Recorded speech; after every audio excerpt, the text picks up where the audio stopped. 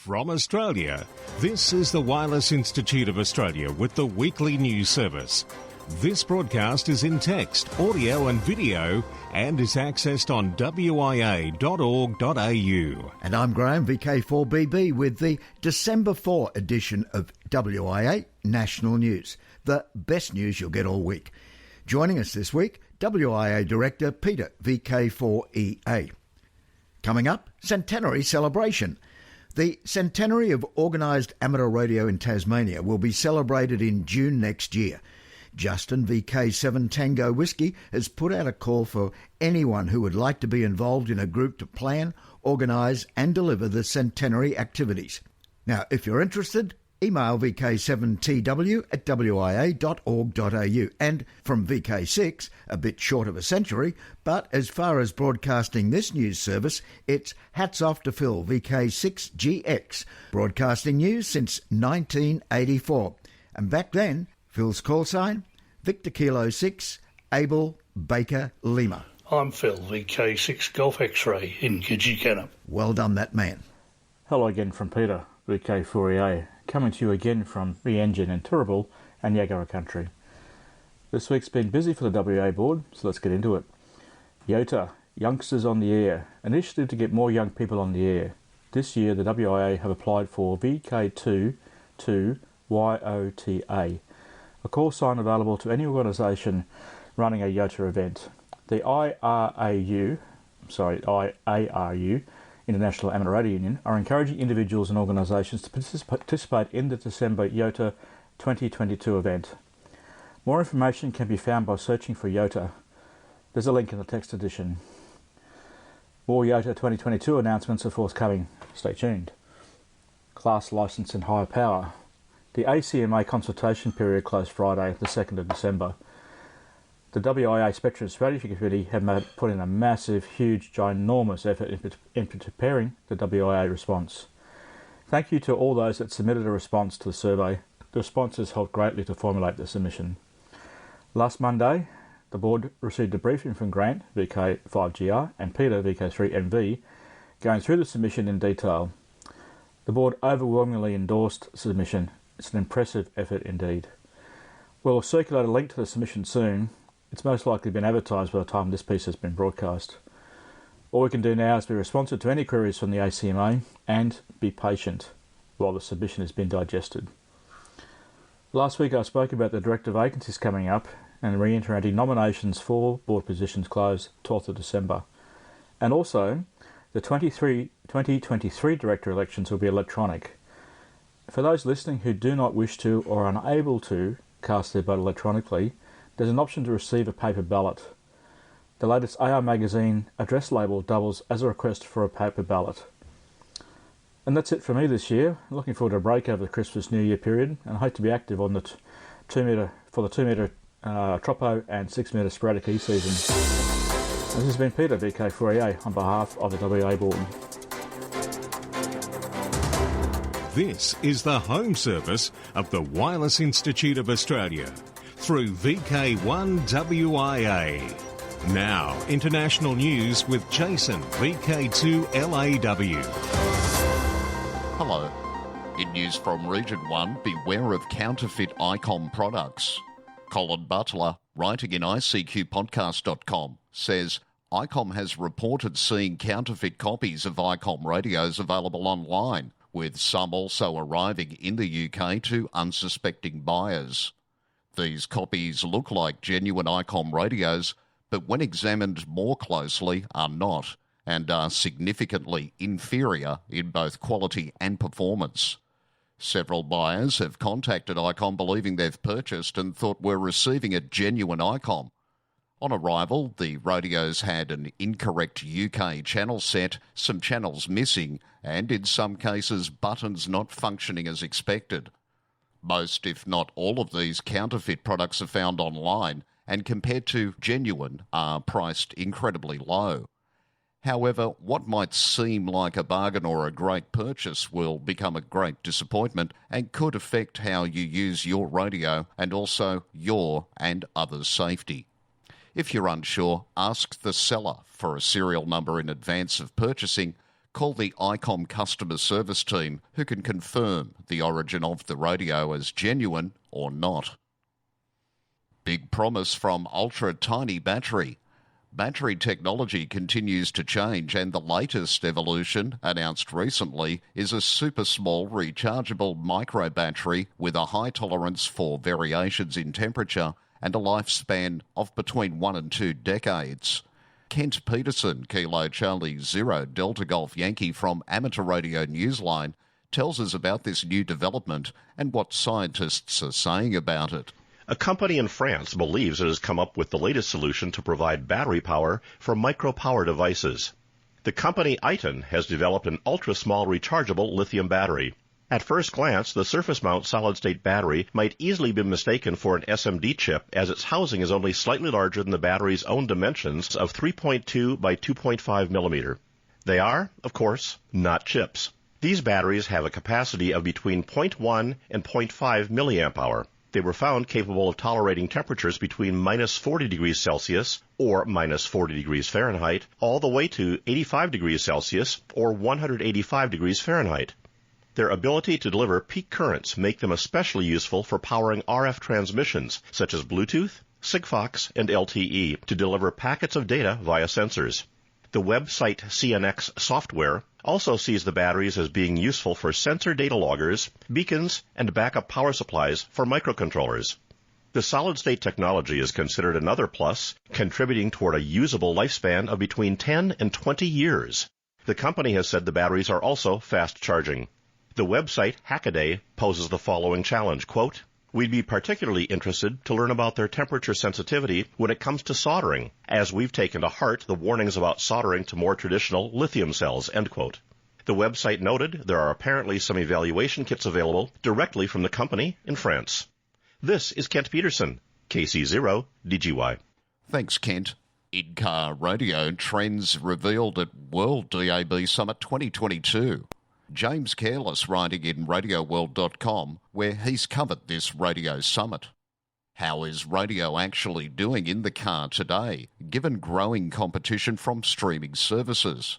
What motivates people to choose radio over streaming while driving, and vice versa? And what role will voice control play in managing in-car entertainment systems? These points and others were covered by the Director of In-Vehicle Research at Strategy Analytics during her presentation talk at the World DAB Summit 2022. It was organised by World DAB, the DAB Global Industry Forum, on November 17 at London's King Place and online. She touched on the growing availability of DAB receivers in cars and the need for automobile manufacturers to provide drivers with easy-to-read, easy-to-navigate touch panels, and the emergence of Android Auto, Apple CarPlay, and the Android Automotive Operating System in this environment. The next trend I will mention is the ubiquity of voice interactions, she continued.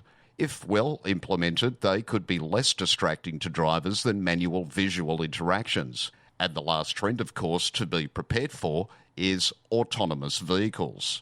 All this being said, there is still a clear and very specific need for broadcast radio in the car, she concluded. While it is true that the time spent listening to streaming services has increased, these services are complementary to radio. This is why, in her view, radio is still royalty on vehicle dashboards. In news from Region 2, Nebraska's First Lady, Susan Shaw, recently presented the Disaster Volunteer Award to Dodge County Amateur Radio Emergency Services at a luncheon in Omaha. 11 Nebraskans groups were honoured. The Serve Nebraska Step Forward Awards recognise exemplary volunteers across the US state for their time and service aimed at making their communities better. The awards are the most prestigious awards given for volunteerism in the state of Nebraska. To our own backyard in Region 3, the SmartSat Cooperative Research Centre has announced an agreement to further develop new search and rescue beacon technologies in partnership with NASA. It's the latest in a long history of cooperation in the field of SAR between Australia and the United States. Similar to distress beacons on Earth, the The system will provide miniature low-powered radio beacons mounted on spacesuits and lunar rover vehicles and will support SOS and two-way messaging over a lunar orbiting satellite constellation. It will also allow the beacon location to be accurately determined in the absence of GPS. This information will be provided securely and quickly to both the Mission Control Centre on Earth and the response team on the Moon, who are able to take immediate action.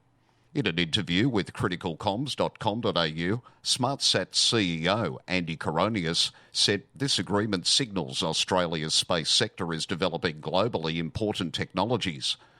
NASA has been instrumental in the development journey for this essential safety technology. And while it is early stages, we now have the further potential of this Australian-developed tech playing an important role in lunar and Martian exploration missions under the Artemis program. For VK1WIA National News, in Sydney, I'm Jason, VK2LAW. This is the home service of the Wireless Institute of Australia through VK1WIA. Now operational news with Felix, VK4FUQ. Hello there. 2021 WIA Contest Champion results. The WIA Contest Champion is awarded annually for the best combined effort in WIA-sponsored contests. It recognises those who have participated in multiple WIA contests and submitted logs throughout the year. There were a total of 294 contestants during 2021. The winner of the Peter Brown VK4 PJ Trophy for 2021 is Laurie Mew, VK5LJ, with a score of 520 points. Laurie acquired WIA Contest Champion points in 7 of the 9 eligible contests. Congratulations to Laurie. He has now won the WIA Contest Champion Trophy 4 years in a row. The RSGB is hosting the Transatlantic Centenary Test 2022 on the HF band this month. Unlike those of the 1920s, which consisted of one-way communication, this event will encourage worldwide two-way communication with the UK and Crown dependency stations. There will be a series of awards available for making QSOs with those who are activating historic RSGB call signs. Now Contest-wise 2022. 160-metre CW contest, ARL sponsored. Objective is for amateurs worldwide to exchange information with W/VE amateurs on 160 metres CW. December 2 to 4, yes, this weekend. 10-metre contest, ARL sponsored. For amateurs worldwide to exchange QSO information with as many stations as possible on the 10-metre band. Second full weekend of December, starts 0000 hours UTC Saturday, runs through 23:59 hours UTC Sunday, December 10-11.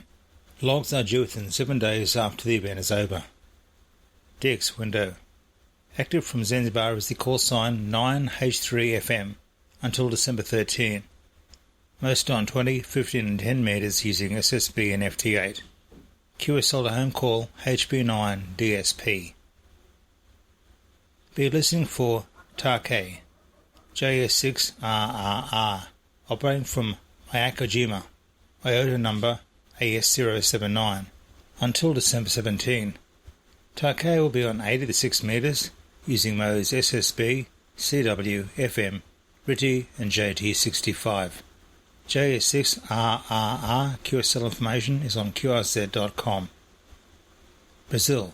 Special event station PV22 Cup is until December 18 for the 22nd FIFA World Cup in Qatar. Poland. Special event call signs 3Z95PRK, HF95PRK, SN95PRK, SO95PRK, SP95PRK, and SQ95PRK. RQIV till December 11, celebrating the 95th anniversary of Poland's largest regional radio broadcaster, Polskie Radio Katowice. QSL these various 95 PRK stations by the Bureau. And as the rain falls here in Ingham, for VK1WIA National News, I'm Felix, VK4FUQ. Now, special interest group news with Bruce, VK1WIA. And a very good day to you. Worldwide special interest group news and adventure groups living in or planning to visit VK7? In Launceston, a Summits on the Air Worldwide Flora and Fauna Parks group meets twice weekly, Mondays and Fridays, 10:30 a.m. until noon at the Glebe Gardens Cafe, Henry Street. Al, VK7AN, is the man to see if you want further information. Contact details are in the text edition of the news this week. SOTA, and the one to listen out for is Charlie November 22 Juliet Indigo Mike from Morocco. Special station CN22JIM will be active on the 5th through to the 18th of December from Imlil in the high Atlas mountain range of Morocco. The call sign suffix stands for Journée Internationale de la Montagne, or International Mountain Day, which will be celebrated on the 10th of December. Worldwide Special Interest Groups, CW. Tango Mike 35 Foxtrot Indigo Sierra Tango. It's the special call sign to celebrate the 35th anniversary of the Fists CW Club, to be held from the 5th to the 11th of December. The club was founded in 1987 by the late G3ZQS, after recognising a need for a club in which veteran operators would help newcomers and less experienced operators learn and improve CW proficiency. Worldwide Special Interest Groups, Final Frontier. Another year has passed, and FunCube 1 has continued to operate from its orbit around 600 kilometres above the Earth. To start with some statistics, the spacecraft creates and downlinks data in frames that run for 2-minute periods. It has now transmitted more than 16 million of these frames, or sequence numbers. Another big statistic is more than 10 million data packets have been received by stations that have forwarded them to FunCube Data Warehouse. Thanks to all contributors around the world, having this network of ground stations has enabled the FunCube team to easily monitor the status of the spacecraft the past 9 years. NASA and the government of Japan have announced further contributions by Japan to Gateway, a key component of the agency's Artemis missions for long-term lunar exploration. In addition to the Gateway arrangement, announced was Japan's commitment to participate in the International Space Station program through to 2030, the first international partner to join the United States in formally committing to space station operations through to 2030. NASA welcomed Japan's announcement of its continuation of space station operations. Today's last story in the Final Frontier comes from a great weekly publication from NASA called Space Station Science Highlights. Crew members aboard the International Space Station conducted scientific investigations during the week of November 21st that included radio contact between astronauts and science students on the ground, and tracking how the human body adapts to microgravity. During the week, crew members spoke with students studying and monitoring natural hazards at 12 schools in 9 Caribbean and Central American countries, hosted by St. Joseph's Convent Secondary School in St. Lucia. Adopting to space. For this investigation, crew members complete cognition tests and sleep questionnaires, and collected blood, saliva and urine samples for various analyses, including immune function and microbiome health. Other measures included artery ultrasounds and sensory motor tests. This data, collected over the life of the space station, enable researchers to examine how crew members adapt to living and working in space, and to monitor countermeasure effectiveness in support of future long-duration missions. Worldwide Special Interest Groups, IOTA. Madagascar. 5 operators are QRV as 5R8 Whiskey Papa, 5R8 Whiskey Golf, 5R8 Mike Mike, 5R8 Charlie Golf and 5R8 Papa Alpha, respectively, from Nosy Be Island IOTA AF057 until today, December the 3rd. Activity is on 160 to 6 metres using CW, SSB, RITI and FT8. QSL these IOTA stations via Delta Lima 2 Alpha Whiskey Golf. Worldwide special interest groups, radio amateur old-timers. Now to our friends in the West, a message from Clive, VK6 CSW. VK6 members and friends are reminded that the Christmas lunch will be at the Woodbridge Hotel in Guildford on Tuesday, December the 13th. The January lunchtime meeting will be on Tuesday, January the 10th at the same venue.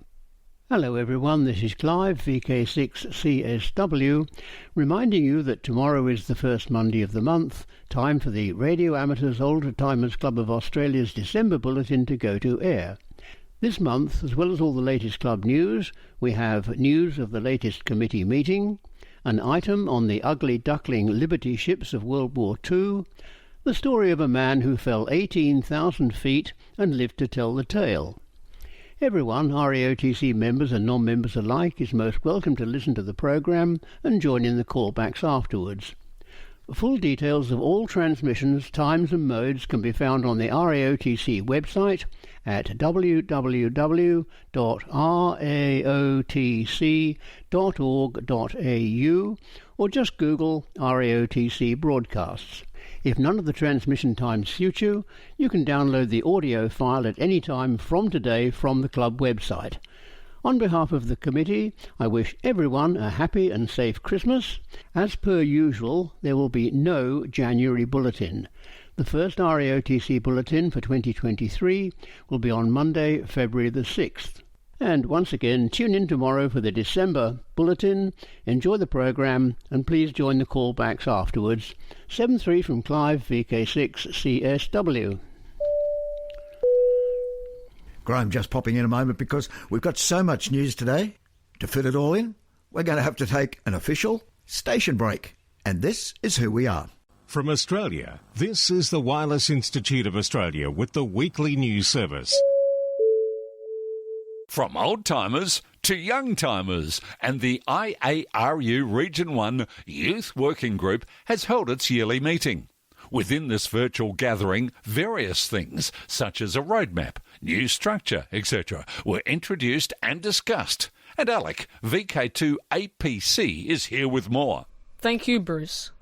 Due to its fast growth over the past few years, the Youth Working Group gained lots of responsibilities and tasks. Thus, it was decided to appoint a second vice chair position to split those responsibilities and tasks among the board members. Ottawa Tumoy, Oscar Hotel 3, Oscar Tango, now serves as a second vice chair next to Marcus Gruber, Delta Lima 8, Golf Mike within the working group. Ottawa has been a member since 2019 and is currently actively contributing to the well-known Train the Trainer program as its coordinator. He will remain within his Train the Trainer coordinator position as well as assisting with the strategic plans and tasks and decision-making among the board. All present Youth Working Group members voted in favour, none against and no abstains. Yoda thanks OH3OT for his contribution and are looking forward to the future of Yoda in Region 1. For VK1WIA National News, I'm Alec, VK2APC in Sydney. Now back over to you, Bruce. Worldwide Special Interest Groups, Rescue Radio, Skywarn Recognition Day, set for December the 3rd, 2022. The annual Skywarn on-the-air activity will take place from 0000 to 2400 UTC. Skywarn Recognition Day was developed in 1999 by the US National Weather Service and ARRL to honour the contributions that Skywarn volunteers make to the NWS mission, that is, the protection of life and property during threatening weather. During the Skywarn special event, hams will operate from several NWS offices as well as from their mobile, home and club stations. A radio, a rescue, and a QSL card. Sometimes a QSL card can confirm so much more than just a successful contact. Just ask one ham in Wyoming who recently got such a card with a special message. Here's Ralph Scilacci, KK6ITB, with that story. Nicholas Cashoily, N0ASL, recently sent a QSL card to Jim Shirey, N7FC. The men had a QSO on Halloween night on the same frequency where members of the Buffalo Amateur Radio Club customarily check in and keep up to date on matters related to the club. The voice coming from Jim's HT, however, wasn't from a fellow club member. It was that of a motorist in distress. That motorist was Nicholas. According to a report on the Buffalo Bulletin website, Nicholas told Jim that he needed help. He'd been driving through a canyon in Johnson County in north-central Wyoming when his car slid off the road. His car was disabled, and there was no cell service available in the area. Using his radio, Jim gathered what information he could get from Nicholas and then called 911. The story in the Buffalo Bulletin said that the fire and sheriff's departments were sent to assist at the scene. Jim, however, didn't learn of the happy ending until he received that QSL card from Nicholas this month. Only after its arrival from Nicholas, Nebraska QTH did Jim discover some of the details of what turned out to be a successful rescue. Nicholas was safe and had not been injured. The day it arrived, his QSL card did double duty as a thank you card. This is Ralph Scilacci, KK6ITB. Special Interest Groups, VLF. Lowdown. Here's a good news story from VK6HP, Peter Hall, about our lowest spectrum allocation, the 2200 metre band, or the 136 kilohertz band. Monday night, November 21st, VK6MJM set a new Oceania to North America distance record for one-way digital modes. VK6MJM's transmissions, running at about 0.8 watts EIRP, were received by Paul KM5SW in Hemoth Springs, New Mexico, in the United States. The propagation distance was 16,164 kilometres. Not bad for about 1 watt on this notoriously challenging band. Transmissions used the relatively new WSJT-X FST4W 300 mode, which is a 5-minute key-down mode. Paul received the VK6MJM signals at a signal-to-noise ratio of -36 or -37 dB relative to the standard 2.5 kHz WSJT-X reference bandwidth. VK6MJM is operated by the Western Australian Low Frequency Experimenters Group, led by Professor Peter, VK6HP, and affiliated with the WIA. The station is based around a decommissioned aeronautical NDB facility at Manjimup, 300 kilometres south of Perth. The Morse ident was Mike Juliet Mike, and the new call sign is a nod to history. Peter was able to write a proposal to local and state authorities, persuading them of the value of reusing the site, particularly the 22.5 metre high live mast antenna for amateur radio, scientific research and educational activities. The great majority of the current VK6 MJM equipment is homebrew. And while it's early days, several Western Australian Low Frequency Experimenters Group, or WLFEG members, have made important contributions to refurbishing the site, with the ultimate aim of having the station remotely controlled. More details are available on the VK6 MJM QRZ webpage, and details of the record-breaking transmission gear can be found in the text of this week's WIA National News. I'm Bruce, VK3FFF in sunny Bendigo. Wrapping up today's news, the 2022 social scene. Next weekend in VK4, it's Redcliffe and District's Radio Club's car boot sale. Happens Saturday the 10th of December, McFarlane Park, Klinger Road, Kippering. Now till next we meet, I'm Graham, VK4BB. walk softly. From Australia, this has been the Wireless Institute of Australia with the weekly news service.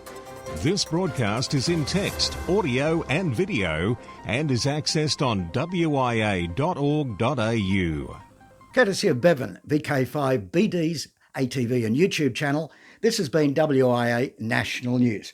We're back now, live and local, and your voice, your callbacks. And don't forget, tick like.